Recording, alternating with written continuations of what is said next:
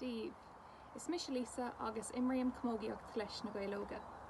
San ní seán seo tá méid chun haspóint Steve chuna san Pas Lámha a dhéanamh. Dús chamuid fécint an chuid den lámh a úsáideann tú don pas seo.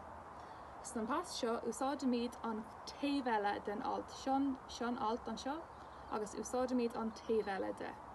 So déann tú iireacht an líróid a bhuala leis an gcuid sin den lámh. Chan tú suas an líróid pís beag chun an Pas Lámha a dhéanamh dús, agus an sin bhualann tú é leis an gcuid sin den lámh. Casús é agus bhuala beag an sin. Déanam mé sampla inis leis an mála atá taobh hir den camera. Casús é, bhuala beag.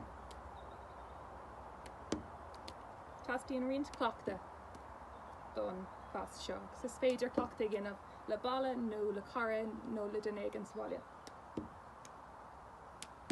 So rís just chun dul siar é sin úsáideann tú an chuid seo den lámh, chan tú suas an líróid pís beag agus déanaíocht an líróid a bhuala leis an gcuid sin. Mar seo.